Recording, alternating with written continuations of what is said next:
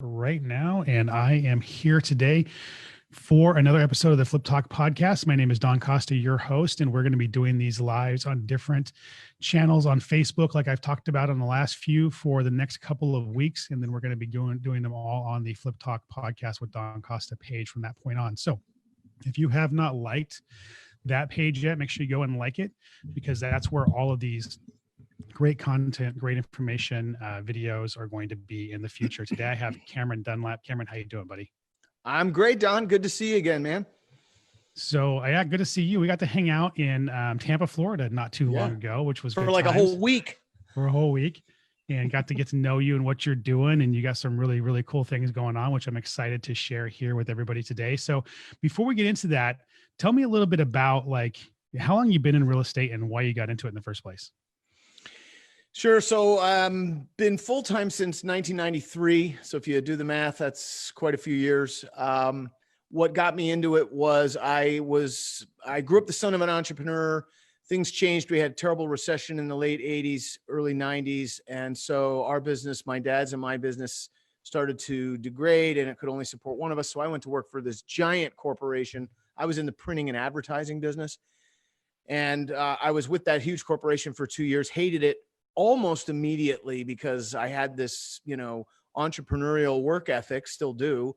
And here I was surrounded by a bunch of, corporate folks who at 501, they ghosted the place and they ghosted their customers. I was in sales and it just ticked me off. So they hated me because I was there till 7:30 making deals and exceeding my budgets and making them look bad. And not intentionally, it's just who I am. And so they sabotaged me. And long story short, I hated it and was watching, looking for an out. I was looking for something. Right. And so I bought a Get Rich in Real Estate infomercial product at 2:00 in the morning, sometime in 1992, done by a guy named Carlton Sheets, who I'm sure you've heard of. When I was graduating from high school, by the way, I don't mean to throw that in there. Hey, look, it's okay. Yeah. But that just, it shows that you have experience. I wanted to point that out. Like you're doing it. So I've been at it a long time, and I am first and foremost before, business wise, first and foremost, I'm a dad and I'm a husband, but in terms of business, first and foremost, I am an investor, pure and simple. And along the way have developed some tools to make my business easier, to make, help me make more money, and then slowly release those to a very small clientele. And so started with Carlton's program. It was basically buy, fix, and sell, or buy, hold, and rent. And proposed to my now wife, quit my job, did one deal in Rochester, New York. I lived in Connecticut at the time, went to college in Rochester, New York, did one deal up there, made about 12 grand on it, and then decided, hey, you know what? Nobody can tell me I can't do this now. So I put this plan together, get married, quit my job, and move, because I was convinced it wouldn't work where I lived. I had that ailment. It's called "it don't work here-itis," which is pretty common. A lot of people get it. Then they have to move 1,000 miles to discover, shoot, it works great right where I just was. But I got that and decided to move from Connecticut, where I'd grown up, to Florida, where my mom lived, and so launched into the business full time in Florida in 1993. Pretty exciting. Got married, and it was a big year for me. 93. I got married. I quit my job. I went into business for myself, and on a wing and a prayer, and with absolutely no money. And we were broke. My wife thankfully agreed to support us on her income. I had a little consulting income left over from one client who refused to let me quit when I left the job, the corporate job. And we were, it was tight for a long time until I got my legs under me. And fortunately, my wife is very patient and very willing to, she agreed to all of this before, when I proposed to her. So she's really I think the reason. And then along came Nicole, my one and only daughter. And so the two of them are really the reason why I have and continue to work, hard and continue to build a legacy. That's pretty cool. That she was behind you when you got started. I want to point that out to people who are listening, because it's important to have somebody that's on your team sharing your bed with you. And, I've heard that many times over the years, and I don't think I realized how important it was until more recently in my life. But, the person that you crawl into bed with at night has so much influence over your success, over the things that you do and choose not to do. And so to have somebody on your side is an important thing for sure. It is. And there's an awful lot of people out there that don't have that and are, Right. That's a tough spot to be in. And, I've worked with a lot of folks over the years that are in that place. And generally what fixes it is a couple of wins, some sort of best thing's a big fat paycheck. And then all of a sudden this naysayer becomes your biggest cheerleader. There's no better way to turn them around. The trick is to get from, learning the business to actually creating that paycheck in order to convince them and not, lose the relationship along the way. So whatever, if you're new to the business, whatever you can do to get to that first paycheck, however big or small it is, do that and get that win. And I can't guarantee, but I can say with a lot of confidence, that'll probably turn that person around. Well, proof of concept definitely will. I think it took a while for me to turn my wife around. I'll tell you that. It took a handful because I get big checks and she's like, well, it's not going to last. It's not going to last. And so it took a while, but I agree for sure that once you get proof of concept and you get some checks in hand, it does definitely make things a lot easier. So, well, she must be happy now, Don, because I know you're doing the business in a big way. And so she is. And congratulations, by the way, on your success. You're an inspiration. Thank you. You as well. So definitely. So you've seen some changes obviously in the market, some different ups and downs in the market, and a lot of different strategies. We're going to talk about some of the things that are working now. What are some of the, have you had a situation where you lost everything? What are some of the hard times you went through with some of the cycles in the real estate market? I guess I want to dive into that real quick. Yeah. So when the market cycled in 2007, 8, I really didn't get hurt because I had maybe 3 or 4 years prior to that, began a process of liquidation. So I owned a ton of properties, and when my daughter was born, my wife and I started, contemplating the idea of moving back up north where I am right now and where we are primarily. We do still have a place in Florida, much newer, nicer place, but and so we decided to pick up and leave. We had a waterfront house down there, had a nice boat in the backyard. And because she certainly knew, and I realized that it was no longer about her or me, it was about this little peanut, Nicole. Right. So we decided to move up here and raise her in the environment that we both grew up in. And so, I held on to properties for quite a number of years, but then it became obvious that it was really time to sell them and maybe look at reinvesting in other areas where I was closer to. And so it was dumb luck. And I honestly, I give Nicole credit for it, because had she not come along, had I not, really become a different guy and turned my focus onto her well-being, I don't know that we would have moved here. And if we didn't move here, I don't know that I would have sold those properties, and then I might have got hurt. But honest to gosh, when the crash came, I owned, in terms of rental properties, I owned nothing. We literally owned the home we lived in. I was, constantly involved in buying and selling at the market, wholesaling and rehabbing and all, but I had sold off all my rentals and had reduced my exposure to basically zero. Wow. So I missed that one, but I've made a lot of other mistakes along the way. Believe me, some that have cost me dearly. And so I kind of pride myself on having learned a lot from the mistakes I've made, but I didn't get killed in the crash. And I feel so fortunate. Yeah, it's good. I mean, and a lot of people did luck out, and there are a lot of people who I think who predicted it and were smart about it. But I think most people either lucked out or fell. I fell obviously in the crash and had to rebuild. So definitely an important lesson there about, just for me at least, not chasing shiny objects, kind of staying in a lane and making sure that you're running a good business were my big takeaways. So okay, so let's get into the strategies that are working now, because you've seen a lot of strategies that have worked through the years. Obviously, you were Sure.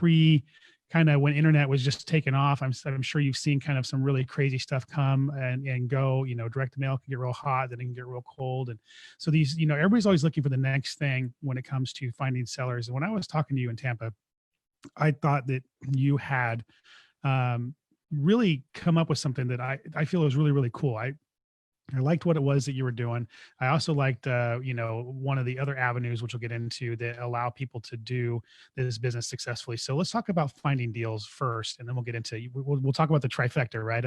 Of what you have going on here that's going to help somebody be really successful. Because um, I think what you have going on here to share is something that people really need to pay attention to, and it's going to allow them to achieve some success, especially in, I'm going to tease it, especially in some states right now where they're cracking down a little bit and making it a little harder to wholesale. So, but let's get into the deal side of things first.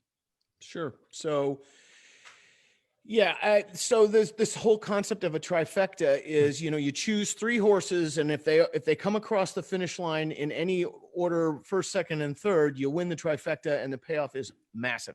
Right. Plus, we think in threes as humans, and so that's kind of how this all came about. And the first part of it is, motivated sellers are a necessity in our business. If you're not working with motivated sellers, you're not going to be in this business very long. There's a million sayings. There's sellers that want to sell, and there's sellers who need to sell. You can only work with the ones who need to sell. But the problem is, everybody and their Uber driver is hunting for deals right now. And so it's very competitive, like it was, back in 2005 and 6. Mm-hmm. But I'm a geek. I think some people have called me that. I kind of don't mind calling myself that. I love data. I love, just computers and crunching data and looking for clues that lead me to that motivated seller that no one else knows about, or Right. that, is where their property's not on the market. It's not in the MLS. They're not actively marketing it on, the Craigslist or the internet, or it's just sitting there. And so it's off market. All right. So, Right. in a highly competitive environment like this, everybody's chasing the low hanging fruit. And what I have decided is that the low hanging fruit has been eaten. We now need to be the giraffe taking the fruit out of the top of the tree. Right.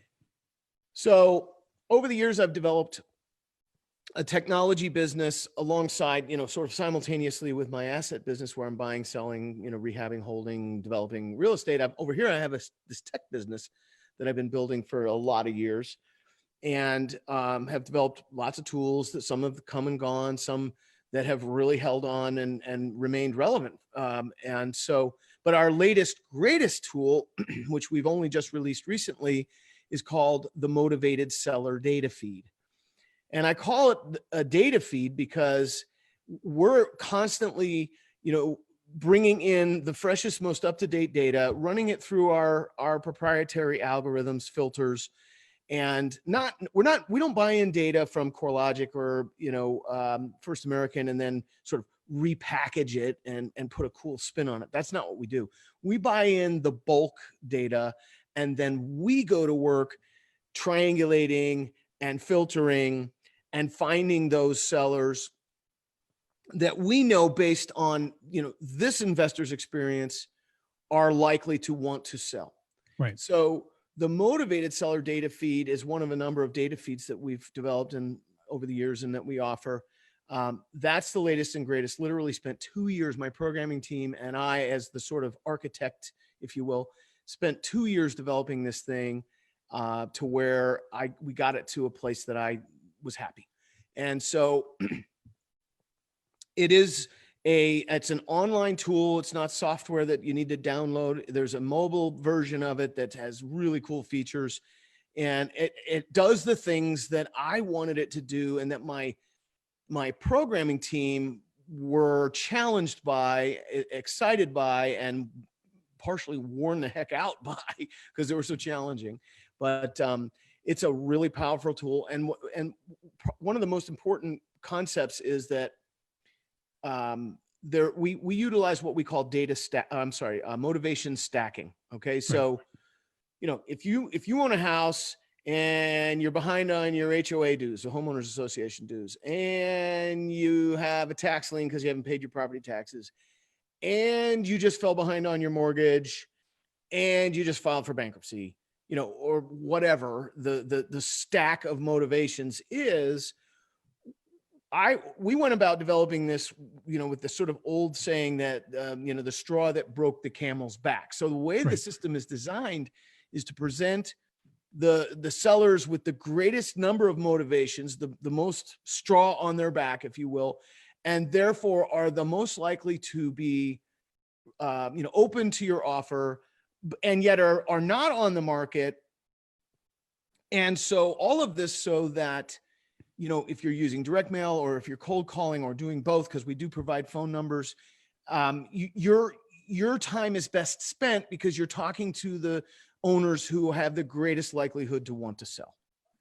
So if I understand this correctly, what you're doing is you're taking a list, and instead of, like, for me, I would buy, say, for instance, all of the, say 60 to 100% equity homes that are owned 6 years or more in a particular market. And that could be 30,000 or that could be 100,000 different names, right?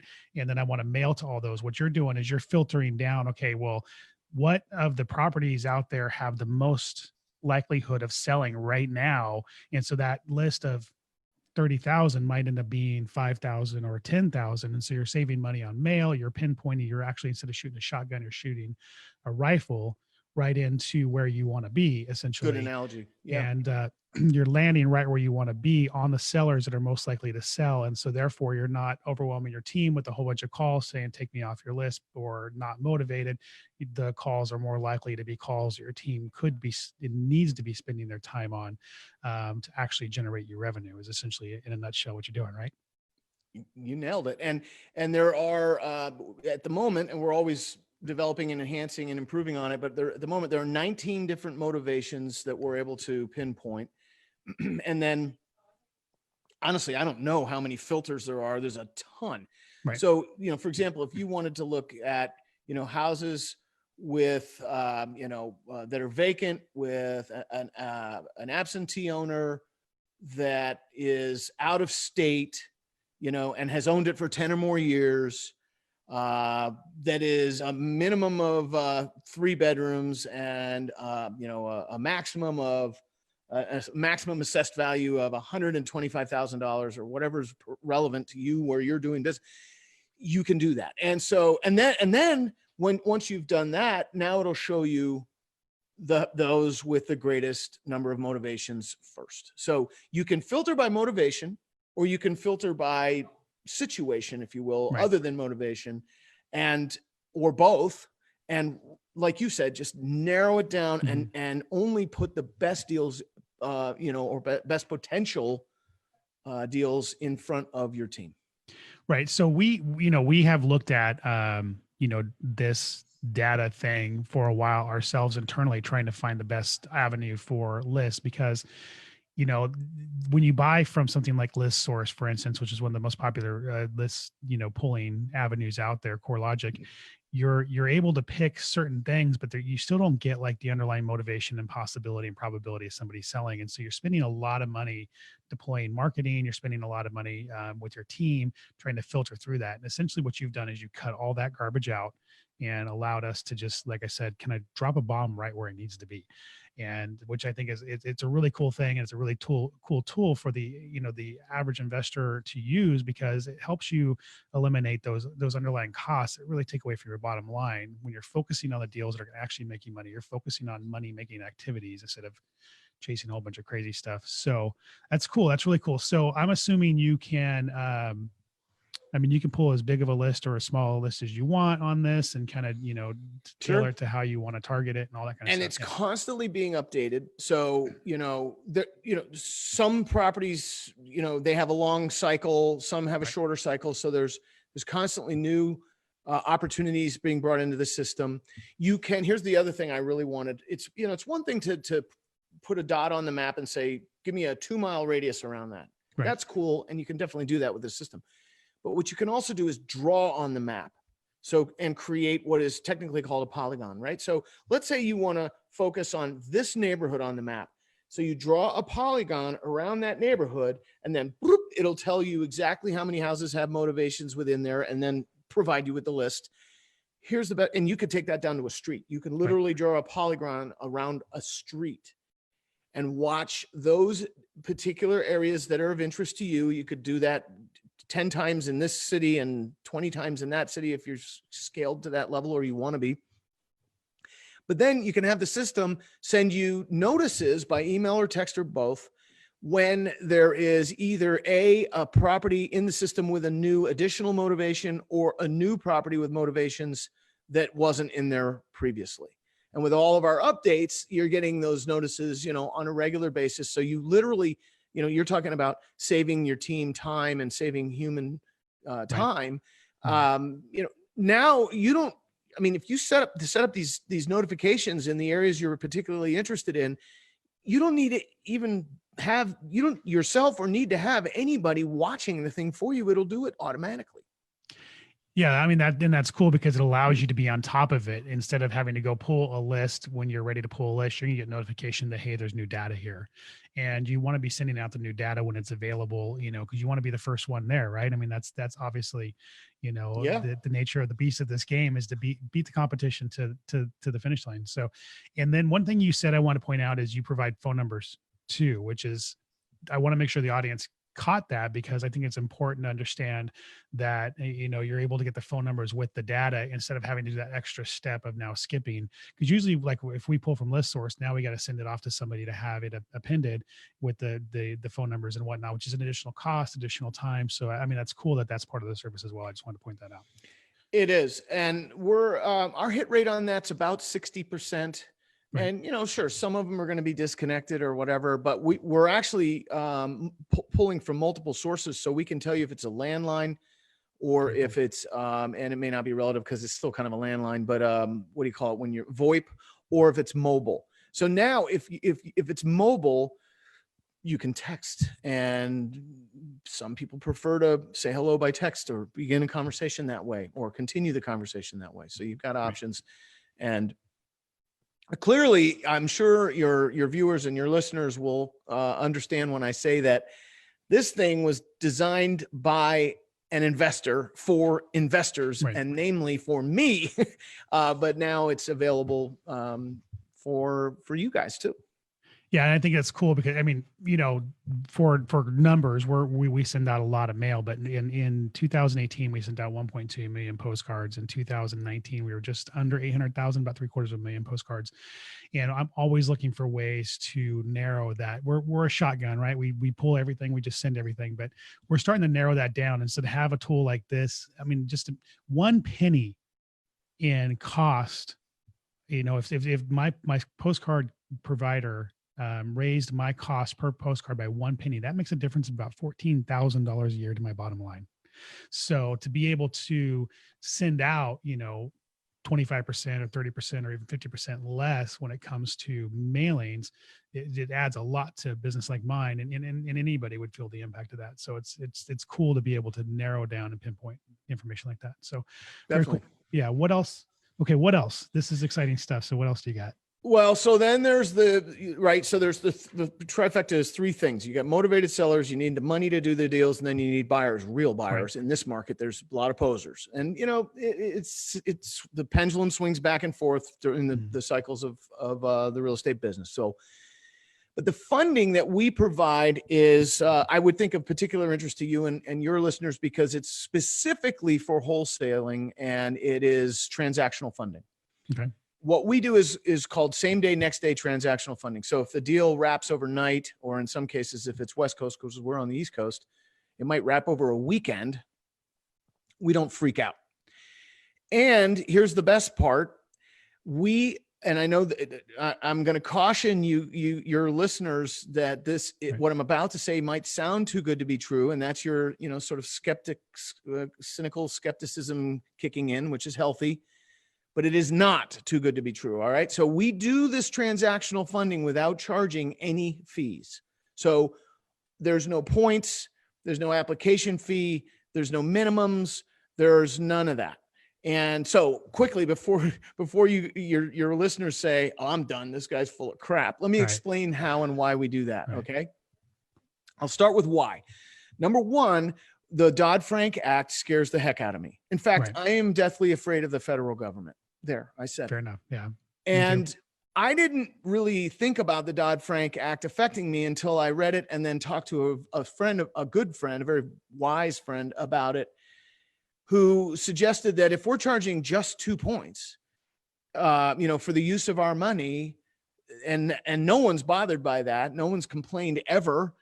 Well, if you look at what that amounts to on an annualized basis, so if I charge you 2 points or 2% of the amount that we fund for you for, the day, or if it wraps overnight, 2 days it's in use, what does that amount to annually? What is that on an annualized basis? And that's when I freaked out, because I thought, well, that's certainly going to exceed usury in any state or states that have it. And Right. it's certainly going to put me in a spot with regard to Dodd-Frank. So I said, okay, I can't fund deals for my clients anymore. I was depressed. And then I did what I do. I'm a creative problem solver. Sometimes it takes me a day to sort of process, but I came up with this idea that if I charge you nothing for the use of my funds, no one could ever accuse me of charging you too much. Right. So then what I had to do is reverse engineer the how. Okay, so how can I not charge you for the funding and stay in business? So I did a careful analysis of my funding business and realized that we had, some super users, which were obvious, and many much lighter users, and everybody kind of fell somewhere in between. And what I decided was that if I could put a package of tools together that would help you find more motivated sellers, include the funding and the verifiable proof of funds, now up to $1 million, by the way. We'll fund up to $1 million for you with no fees.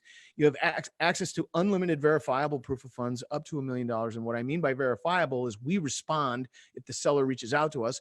We'll send a bank statement if the seller asks for it to build your credibility. Mm-hmm. And so if I put this package together, and then provided access to the best buyers you could possibly hope for, and charged a nominal one-time setup charge, a no-brainer, one-time setup charge, and you went ahead and paid that, and then provided you with unlimited access to all of that, including the funding with no fees, for a full year. My belief was that at the end of the year, we would end up profitable. And so I played around with it a little bit and basically have figured that out. And now we are modestly profitable, funding deals every day for our clients. We're watching our clients make millions and millions in profit. And by the way, we know exactly what you make when we fund your deal, because we've got both closing statements. Right. And they're in our file. So we're changing people's lives in a very big way. And, so if we fund one deal for you and say it's $100,000 wholesale deal, and, you would pay someone else, say 2 points or $2,000 for it, and you don't pay me anything. Well, that just more than paid for your one-time setup charge. And then if we fund another deal and another deal for you, you're on the plus side to the tune of who knows how much, based on your, volume of activity. Well, the reason why I got excited about this when I was talking to you about it in Tampa was because wholesale fees can be a lot smaller than that. Like there are Sure. areas where the average wholesale fee might be, $5,000 or $10,000 or $15,000. And when you add the fact that you're going to double close, and you have title and escrow fees, and you have the points you're paying for the transactional funding or to a private lender, all that starts to eat into your profitability. So to at least be able to remove some of that, right, from your transaction, allows you to be able to do that and be a lot more profitable in the long run. And that's the important key. And then you have states like Illinois that are really putting the clamps down on wholesaling. And so the ability to actually take that property down and then turn around and resell it, in areas like that are going to become more, it's going to become more and more crucial to be able to have that. And so to be able to have that at zero cost, I just think is huge. And that's the biggest, the two biggest questions I see in different forums and that I get from different people as I'm interacting with them is when they're getting started is, if a seller asks me for proof of funds, how do I do that? How do I provide proof of funds? Mm-hmm. This is an avenue for providing proof of funds. So that is eliminated right there. And it's real. It's not some fraudulent fake, like I got a letter from some random site on the internet. Yeah. Right. No, this is real. And Don, to your point, this The Illinois law, I think, really impacts assignments most of all. And when you do a back-to-back closing, yeah, okay, you have some expenses that you wouldn't with an Mhm. assignment. But when you do the back-to-back closing, it's clear you had and followed through on the intent to buy Right. and sell a piece of property, which is Mhm. what investors do. Realtors connect sellers with buyers and Right. then get paid a fee. And you don't have to think about it real hard to see how an assignment starts to smell like that. Right. So you have the intent to buy and sell, and then you have the means, meaning the money behind you, whether it's in your bank account or some financing lined up with a private lender or bank, whatever. Now you're really out ahead of what they're mad over. You're playing in another arena. You've got Right. the intent and you've got the means, and therefore you are an investor. Absolutely. So Absolutely. So, I mean, it's huge in that way. And then, of course, you have the wholesalers that if you're doing a $50,000 assignment fee, and your buyer is, because in some areas, and I used to be guilty of this, buyers don't feel like wholesalers should make a ton of money. We don't realize how much marketing wholesalers do and how many bottom line expenses they have. So, if you feel like you need to just kind of do your thing and not have your buyer call you out, then the double close is something that actually helps with they that as well. fixes So it. yeah, it Yeah, fixes it. I've been teaching that for years, and you might say, well, how much is enough to where my buyer is going to get upset if I do an assignment? And I say, I don't know. Right. It depends on that buyer. But it might be even 10 grand would be enough to upset them and they might walk away. And you don't want that happening. Now, Right. you could argue, well, they could go look at what I made if you're not in a non-disclosure state. They could go look at what I made by looking at the public record. Yeah, they Yeah, can, but then it's it's water under closed. the bridge. Yeah, checks cashed. So yeah, I mean that's the part I think I'm the most excited about. The data aspect of it is huge because it really, I mean, we got to save money and we got to be able to really get to play to the sellers before anybody else does. That's huge too. But being able to operate your business, show a legitimate proof of funds, close on the property if you need to, that's and not have it cost you money. I just want to point that out. That's big time right there. So very important. And I don't get behind people too much unless I really believe in them. I got to meet you personally. I think that you're a great guy and I know you're doing a good thing. And this is for those of you who are questioning it, this is the real deal. I mean, they're actually doing this stuff and I We're think it's funding cool. deals So yeah. every Mhm. day. I It's mean, cool. it's and you know what we do, just as a quick aside, I want to mention this is when we fund a deal for you, there is an inter office email that goes around to my entire team telling them about you and the deal you just did and what you made and whatever little tidbits about the deal we know. We're not going to pry into your personal business, but we love to share that with our team because Right. there's demonstrable proof that what we're doing is changing people's lives. And when Absolutely. you work in an environment where you're changing people's lives and there's regular demonstrable proof of that, you come vaulting out of bed in the morning and you're happier and you just deal with customers differently. And so a little cultural thing in terms of my organization. I think it's cool. And the fact that you're changing lives and you're proud of it, that's a good thing. So Well, you know what? Look, if you've got the money and you don't need mine, I'm never going to know about your deal. But if you right. don't have the money and you do, I am. And I know exactly to the extent to which we've just, impacted. You. So Very cool. So, okay. The number 3 is finding buyers. Let's talk about that. So there we have a tool called, guess what? The Cash Buyer Data Feed. Again, updated on a regular basis. So you've got the freshest, most up-to-date information, but you also have historical information, which is important because, some tools you might use out there show you just the last, 60 days, 90 days, whatever. And there may be buyers that haven't bought a property in the last 60 to 90 days who are extremely viable and very much worth talking to, that aren't on the list. So Right. we've got history. We've got, and we have on both our data feeds, on all our data feeds, we have heat mapping. Okay. So think about this with the cash buyers. Number one, they've evidenced their willingness and ability to pay cash for a property because we're pulling data from the public record. Right.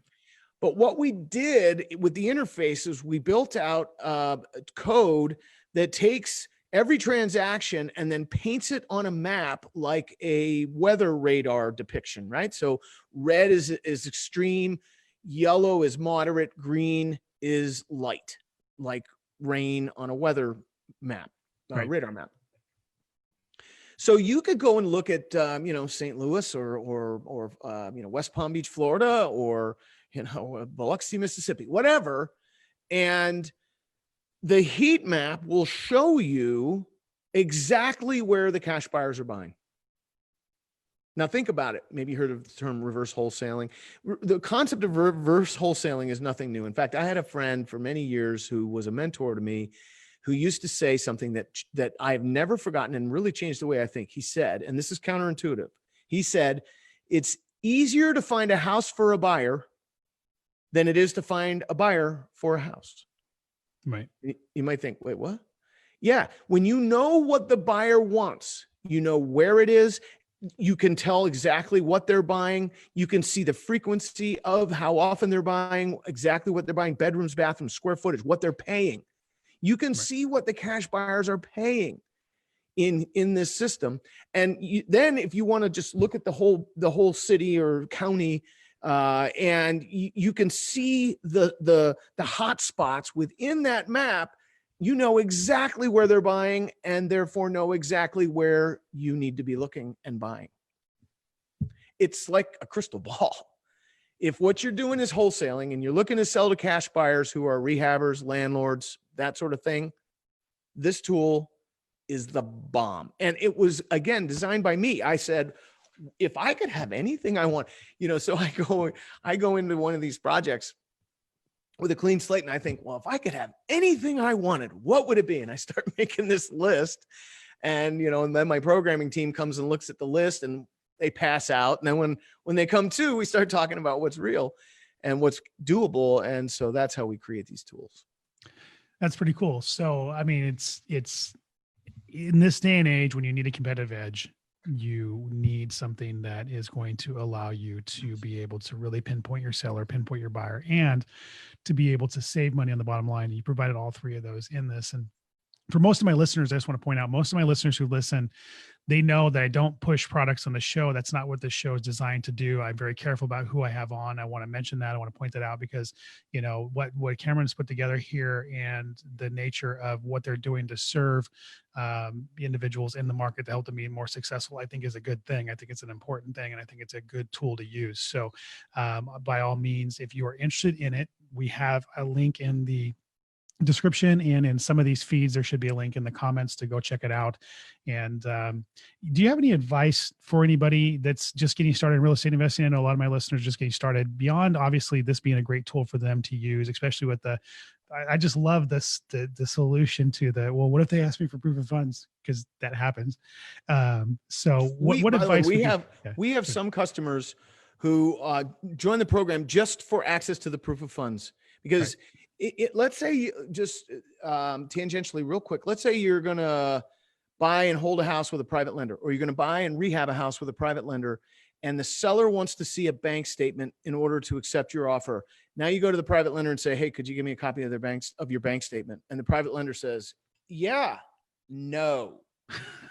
So I've had to try to do that before, so I know. Yeah. So use our proof of funds. Right. We'll provide the bank statement and then fund it with the private lender. We don't, there's no requirement that, we fund the deal if we provided you with proof of funds, or you use our proof of funds and then we fund the deal. We don't, listen, we're here to help make it work. And so my advice, your question, Don, to beginners: one,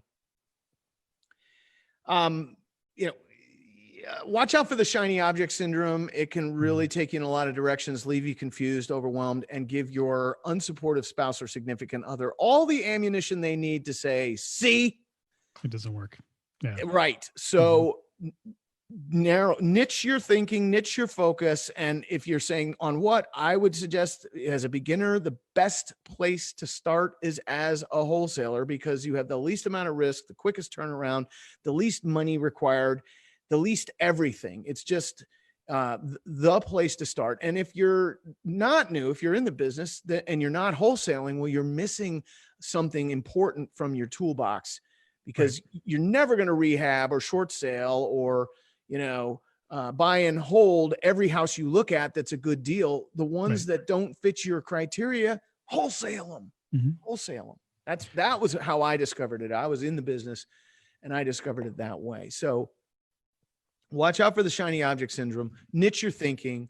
And if you're brand new, wholesaling is the perfect place to start. It really is. Right. Well, wholesaling is the quickest way to a check. Everybody always asks, should I rehab or should I wholesale first? And wholesaling, I mean, you could have a check in a few weeks, if you're lucky, and maybe a handful of months if you're not. But rehabbing really it's a whole different animal. Your first one out of the gate, you're going to be months and months. You got to work your way up to that. In fact, here's an idea. Yeah. If you start wholesaling houses to rehabbers in your market, they'll come back for your next deal. In fact, they'll coddle you. They'll try to lock you away and see to it that you don't talk to anybody else but them. So watch what they do. Go look at the process of rehabbing. Learn from that. Be a student. And then, once you feel more confident and you've got longer term money available to you, you be the rehabber, but I'd work your way up to that, like Don is suggesting. Absolutely. So, okay. So great advice. Tell everybody how to get a hold of you. If they wanted to reach out to you for more information, how would they do that? Sure. So the program we're talking about, we set up a special link where we have the, that one-time setup charge discounted for your folks, Don, is CameronDirect.com. My name, Cameron, Cameron, direct, as in right to the point, .com/Costa, COSTA. So that'll take you to where you can watch a webinar where I explain this thing in detail. And there's some really good training in that webinar that makes it well worthwhile. And jump on board. We'd love to work with you. We do very small enrollments because I haven't mentioned this here, but I don't have a big business. I have a great business, and I'm not sure you can have a big, great business. I chose great. So we are unwilling to overwhelm my funding team and my client support team. So what we're doing, Don, is we're going to allow just a small handful of people, 10 or 12 people from your group, to join, so that I don't overwhelm my folks and so that your folks don't have a bad experience. If my people are overwhelmed, your people might have a bad experience. Which you don't want. I don't put my name on much. So what I do, it's got to be a good experience. Exactly. Yeah. Listen, I'd rather say that, first 10 or 12 than, and bring in less revenue, but take better care of you than bring in more revenue and have you upset. It's two philosophies. And that's one of the reasons I've been around so long, is because we take care of our people. You can't make everybody happy, but boy, we're pretty darn good. And then of course, in general, you'll find us, you'll find me on the internet, just Google me. But Real Estate Wealth Network is also our two primary internet properties, if you will, are CameronDirect.com and RealEstateWealthNetwork.com. Perfect. All right. Well, okay, so if you've been watching this, make sure you check it out at CameronDirect.com/Costa. There's also a link in the description of the show here if you're watching this live on Facebook, and in the comments on some of the feeds here. Excuse me, got to get my words out here today. If you're watching live here, this episode should be on iTunes probably in a couple of weeks. You can listen to it back there as well. If you're listening to it on iTunes, we are doing these live on Facebook. They're recorded live. So if you want to get this information before anybody else does, make sure that you're going to do the Flip Talk podcast with Don Costa page and liking it so that you can get notified when we're going live with these and you're ahead of the game. You got the information before anybody else. If you're looking for a mastermind community, if you're looking to be part of something, if you're looking to be part of something that's going to help you build a better business, help you grow your business, make sure you go to beinThisRoom.com for the Inner Circle Elite Mastermind. We're having our next meeting here at the end of this month on the 27th and 28th in Las Vegas. We're going to be having fun. I'm actually going to be renting a Lamborghini and a Ferrari for a day to have some fun with while we're out there. And we're going to be networking, learning, helping each other grow each other's businesses, and just really doing some cool things. So make sure you check that out as well. Other than that, like us, subscribe us, and make sure that you are sharing this with anybody you feel like is going to get value. And until I talk to you again, have a wonderful day.